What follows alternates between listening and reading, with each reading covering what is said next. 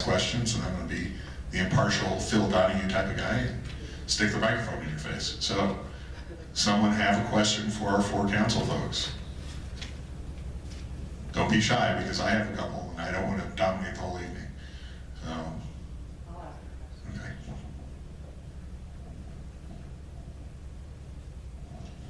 And all this talking about recruiting businesses to Grand Junction, which ones of you would support marijuana shops? And we get to start with Rick this time.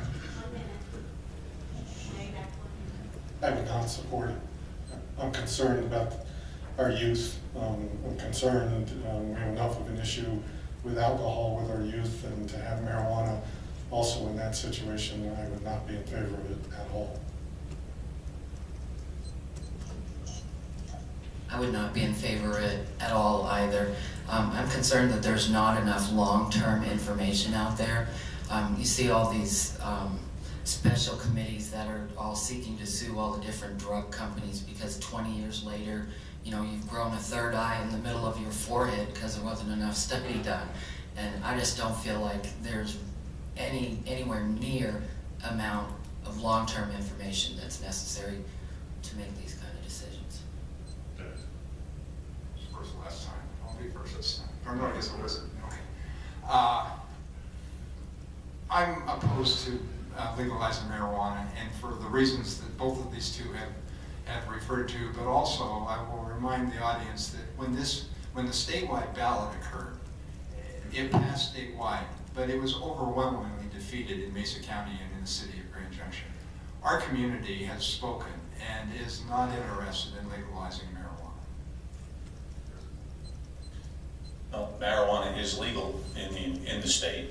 Yes, Mesa County and the Grand Junction have voted in their municipal elections to ban both medical marijuana shops and retail marijuana shops.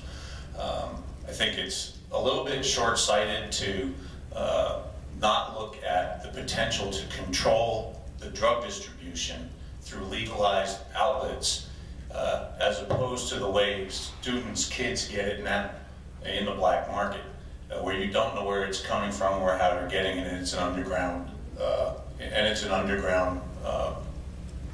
organized crime distribution system. We have a better chance of controlling and protecting our kids through a legalized distribution channel than we ever will in an underground market. And that's why I think we should look at the potential of legalizing retail sales of marijuana, given that I believe we can control the distribution more effectively. Thank you. Okay, come on, don't be shy. Mr. Hawthorne.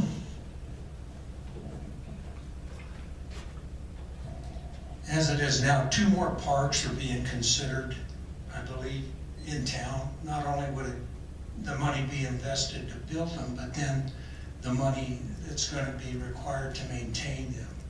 How do you feel on both those parks being created? And we're going to start with Chris, and I believe we're talking about Las Colonias and Natchez. So, here's the thing: if we really want to improve quality of life and make our community attractive to diverse businesses to move here, those are things that people look for. Trail systems. What do we I met with the Associated Student Government at Colorado Mesa University last night. A big question that they had was, after I get out of class, there's nothing for me to do. I don't have opportunities to ride my bike in a park close by the school. There's a bunch of different things that we need to do as a community to attract and diversify our constituency. An amphitheater at Las Colonias is a great draw on the entertainment side. A fully developed magic park with a rec center, it does a lot for our kids after school, as well as our elderly community, as well as programs for poor who can't do some other things. Those are great uses of community dollars to invest in our quality of life.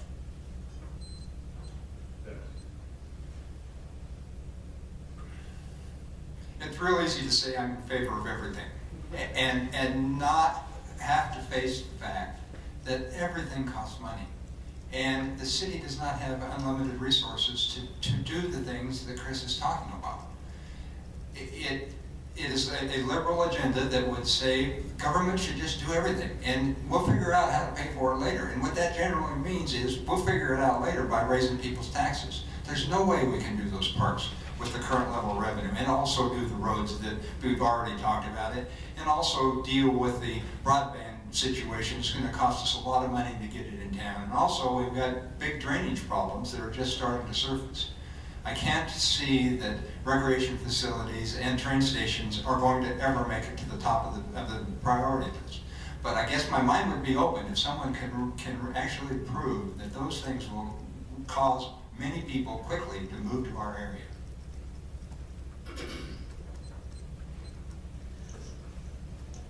Excuse me. Well, I think that the parks are an important part of the infrastructure of Grand Junction as well. Those do attract people. They help keep people in our valley. They keep, you know, all age groups amused and entertained. But again, we have to take a common sense approach. It's not like we can spend, you know, endlessly without any budgeting.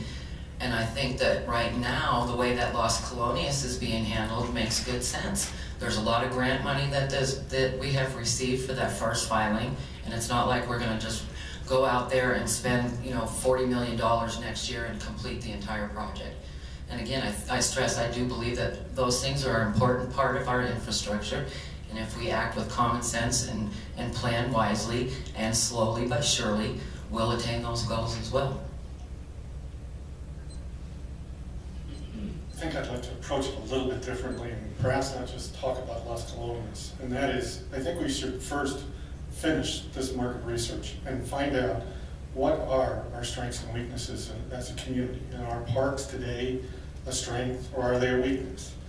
And at the time we get that information, I think the second thing we need to do is we need to put all the capital projects that we think are priorities for the next 3 to 5 years on a worksheet and put the total amount of dollars that we feel that they're going to cost and lay them out just as we would do in a business. The danger of looking at each one of these projects individually is that that you end up funding each one individually, not paying attention to the impact of the total group. And you can't determine priorities unless you have them all on the plate all at once to look at. Another volunteer from the crowd? Come on. Well, I'll ask my favorite question then. Oh, there we go. Good. I'm Les Miller. I'd like to know what your opinion is on the homeless population in the city and what the city's role, if any, should be in alleviating and helping that population. I'm going to start with that. That's probably one of my weak points, I would have to say. I don't have enough knowledge on that whole issue to bring forward new ideas. I know the existing city council has been wrestling with this issue for a long time, not just since the last election, but for years and years and years. I think we're going to have to involve more people than are involved right now in the process and look at alternatives that have not been looked at yet, because what we have tried really hasn't worked. And my mind would be open, and I will consult experts from a lot of areas. I don't think any of us can say we're going to be an expert at every issue that comes. And that's why I'm so committed to the open meeting idea of making sure people who do have input are listened to, and that we don't just listen to what our city staff has to say. The homeless issue covers so many different areas, from mental health to drug abuse to the suicide rate in Mesa County. All of these things kind of play a part of a bigger issue, in my view.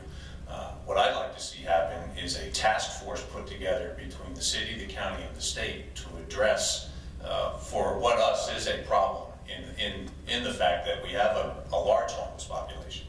And it's been ongoing for many, many, many years. We can't just push it aside and do nothing about it. We have to do something in a little more proactive way to really dig into what some of the underlying issues are and find ways in private-public partnerships to address those one by one. We have a lot of well-meaning organizations in town that do outreach for the homeless. We have a sheriff's department that's very good at doing one-on-one interactions with the homeless population. We need to get better at addressing the problem overall. Well, it's a problem, and it certainly impacts retail and museums and several areas very close to our downtown area. And I think we have to look at best practices there. We have to look at other communities that have faced this, that have looked at innovative ideas in terms to how to solve it. And we also should look at underutilized facilities. We've got a regional center off of D Road that's almost empty these days.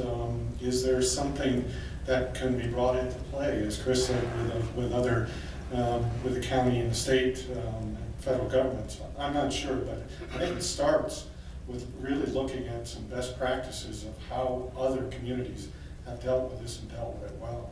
But we can't just leave it because it's significantly impacting certain areas of our community.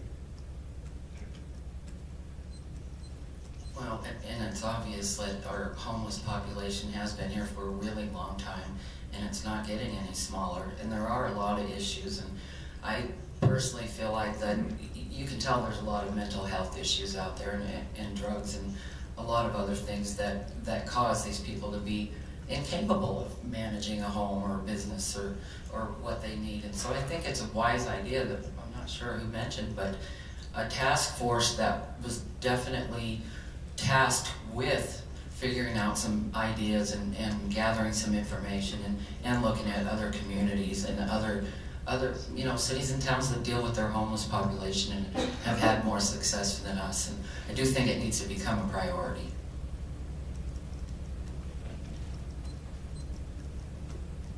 Richard? I'm glad. That last question makes me ask, do you feel that there's a correlation between legalizing marijuana and the homeless population? Is there an increase in that, in the homeless population? Yeah, you could answer this first. That's an interesting question. I always tend to lean towards, it seems like I'm not sure that marijuana is such a big problem with the homeless people. As more, it seems like it's more like harder drugs and alcohol. It seems like we have a really, really troublesome meth problem right now in the valley, and alcohol, and I'm sure marijuana probably is a contributing factor as well, and it certainly can't be helping them any. Richard, I don't know, and I would not want to speculate on a subject like that. There's research out there that I would like to look at, but I just don't know. Yeah, I'm in the same place. I couldn't say one way or another whether marijuana becomes a contributing factor to the homeless population. Certainly, I would think that there's a bigger issue with methamphetamines in Mesa County and in the Grand Valley in the effect that it makes on your economic prospects than marijuana does. So I would put my focus towards a more interaction and intervention there initially, because I think that's a more prevalent issue in the homeless population than marijuana is, personally. I've learned the hard way that it's best probably not to express an opinion about something that can be proven, and you don't know what the proof is going to be. I'm like the others who have mentioned, I don't know what the research shows. I don't know what studies say about the relationship between marijuana use and homelessness.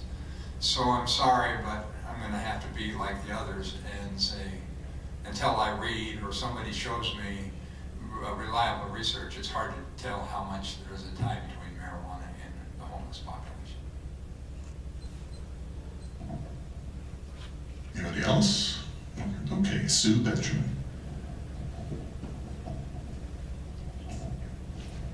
Yes, I'd like to know how you four feel about using canal roads for recreation and also the resulting situation with private property rights.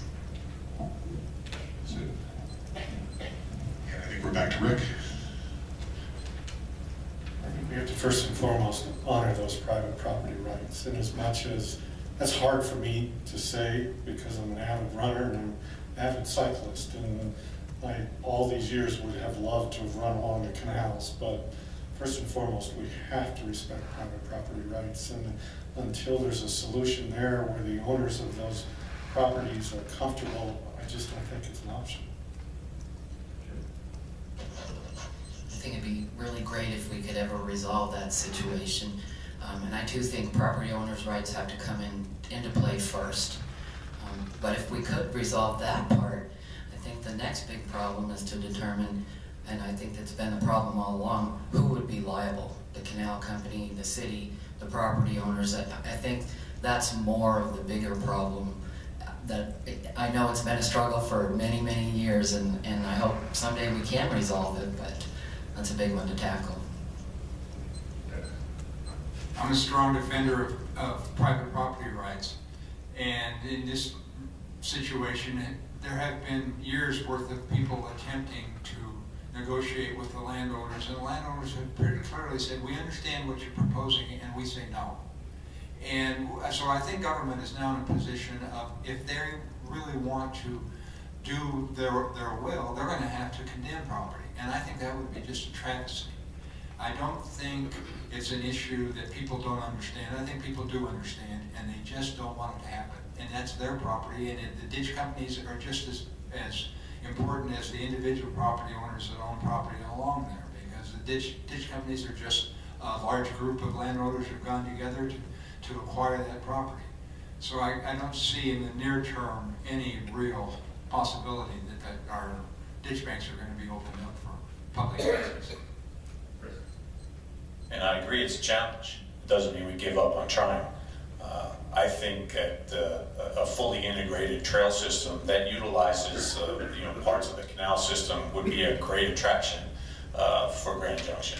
And we have to maybe be creative in how we enter those and talk about what that looks like with all of those individual or group property owners.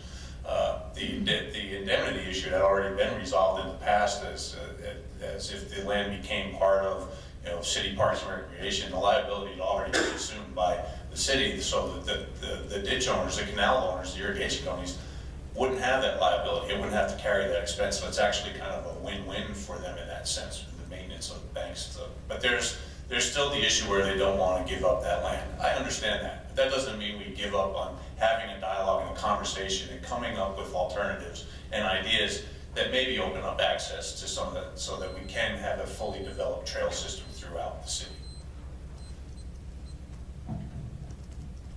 Tom Burrows.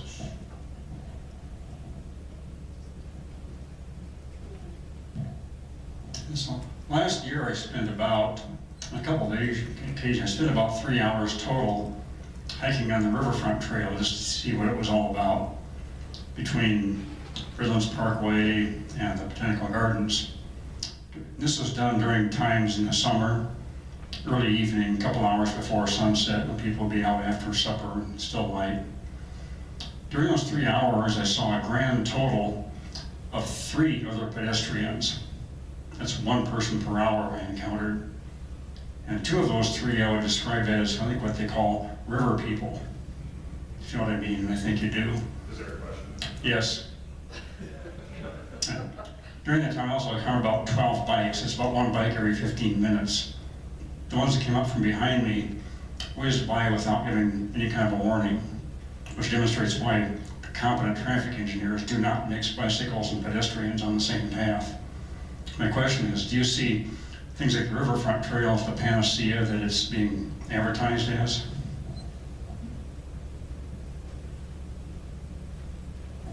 I think we start with you, Chris. Panacea, no, I don't think it's advertised as a panacea, but I see it as a great attraction. And I ride my bike not just from that portion of it, but I've been riding it out on the new section out towards Route as well. I see many more bikes, I see many more pedestrians than apparently you